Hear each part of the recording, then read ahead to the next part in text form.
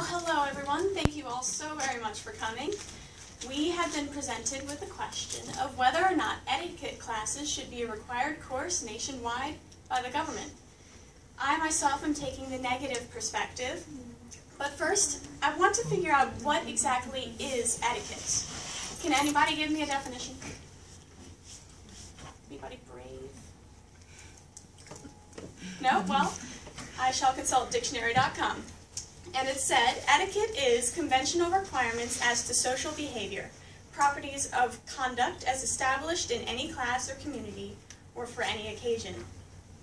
So, I will give 5 reasons why the government should not require etiquette courses, and I will explain them in more detail in that order. Firstly, I say that classes should not be required because they would be unconstitutional. Secondly, they would not be economically possible. Thirdly, they wouldn't be effective. Fourthly, the standardization of etiquette would be discrimination against other cultures. And fifthly, it is already the duty of the parents to teach etiquette. My first reason is that etiquette classes would be unconstitutional. I'm going to look specifically at the First Amendment of the Constitution, located in the Bill of Rights. Now, the First Amendment details our freedom of speech, press, religion, assembly, and petition. Freedom of speech is also known as freedom of expression. And expression, also by dictionary.com, is to set forth the opinions or feelings, etc., of oneself, as in speaking, writing, or painting. The way we express ourselves is defined by our etiquette, and our etiquette defines our culture and vice versa. But if the government were trying to regulate what our etiquette was nationwide, then it would be taking away our freedom of free expression and freedom of speech by doing so. It would be dictating how we are to say things, and when, and why. And that seems more like a totalitarian regime than actually a democracy. Also, it takes away slightly our freedom of religion, because in many religions, it details certain categories about how we are to behave, such as the 10 Commandments in Christianity. There, God gives us the rules of how we are to interact with our fellow human beings, with ourselves even, and with God. And if the government were to go against any of these things, by our freedom of religion, we could disagree with them, as long as we don't infringe upon the rights of others. So in conclusion of that point, if the government established a required curriculum of etiquette, then it would take away our freedom of speech and religion. My reason number 2 is that these etiquette classes would be economically impossible. Not to mention the coordination that it would take to actually create these and make them all standardized. But it's a natural fact that the federal and state spending in 2004, 10 years ago, was $501.3 billion. And it's gone up steadily since then, especially since the implementation of the No Child Left Behind policy by President Obama. With the national debt also in the trillions, it would be impossible for the government to scrape up funding for this huge undertaking without raising taxes exponentially. This would, of course, make the American people very unhappy, and I doubt they'd vote for it. But if they were to vote for it, then it would degrade the quality of life for America. But considering the fact that these classes wouldn't even be effective, my third reason, I don't see that they would. It's natural that a child doesn't learn etiquette in a classroom with a teacher talking at the student. They learn through examples and seeing other people interacting in the world and following their own influence. They learn from people that actually influence them.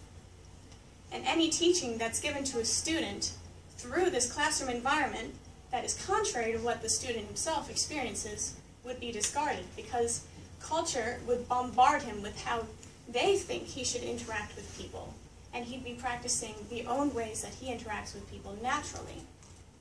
For example, let's take a situation of nodding versus waving.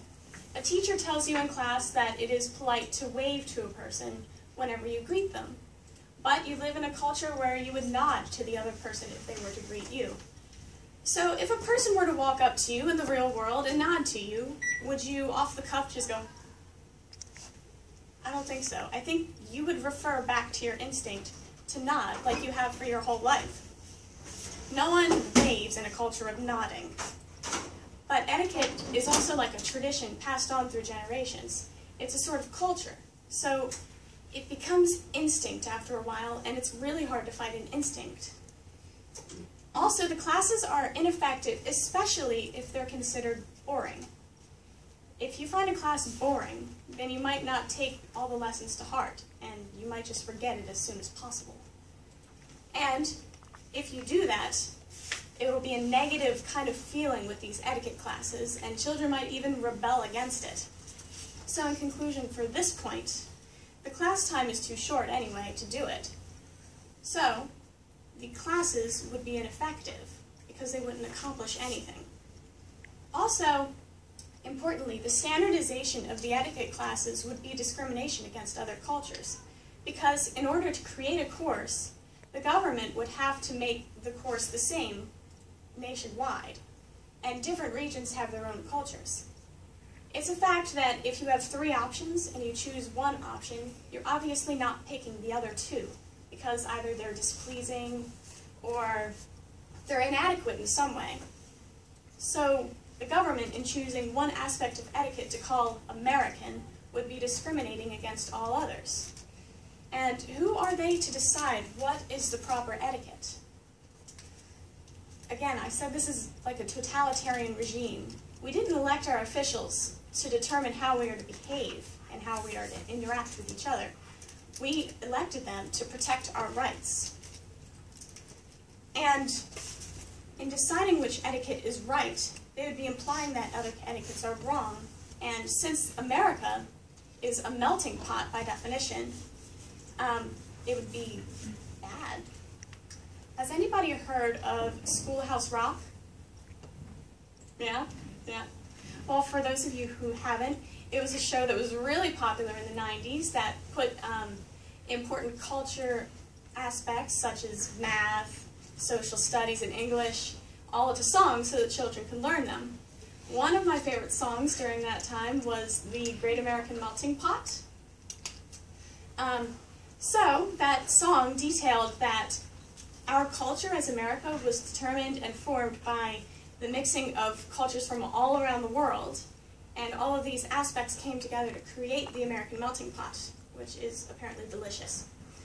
So there's one quote that I want to share with you today, that immigrants brought their country's customs, their language, and their ways, so that we have the mixture.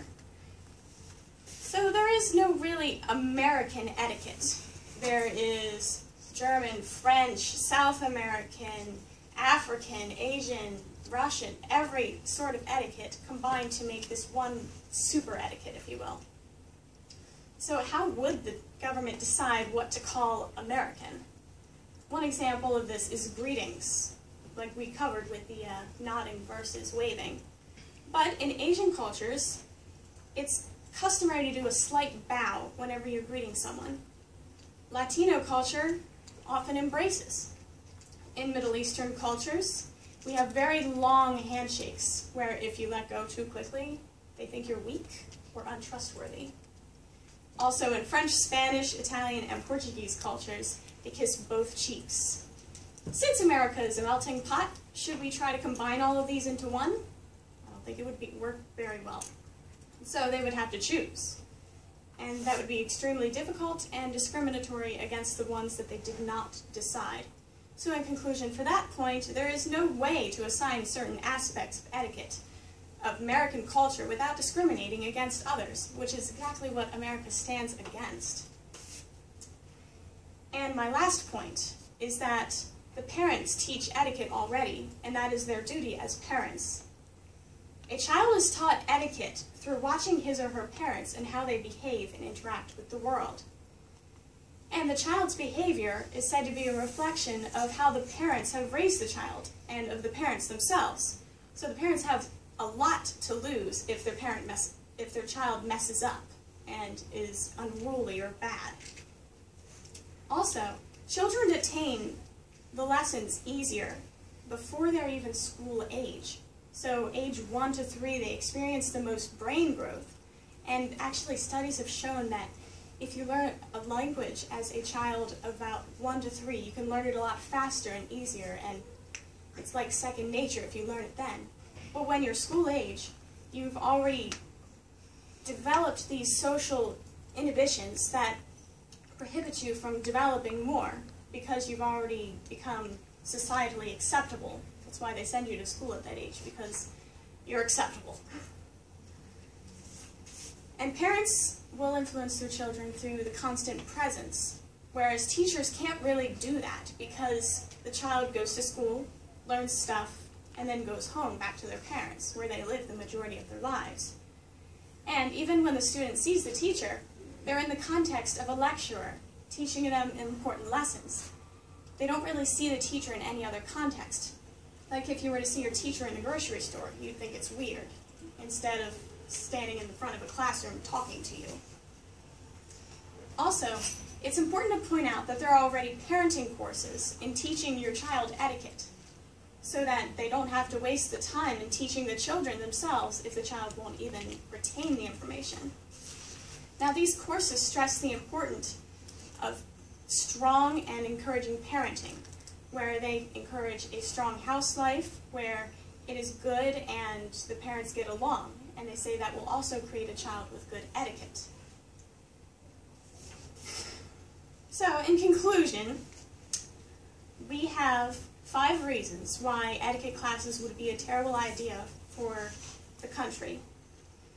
1 was that they would infringe upon the First Amendment rights of free speech and religion. The second was it would be economically impossible because of the billions of dollars needed and the increase in taxes. They wouldn't be effective because students don't learn etiquette in classrooms, and they learn from their natural environment of culture. And standardization of etiquette would be discrimination because American culture is many cultures combined, and choosing from one culture would be discrimination against all others. Also, it is already the duty of the parents to teach the children through their actions. Well, thank you all for listening to me, and I hope you have a wonderful night.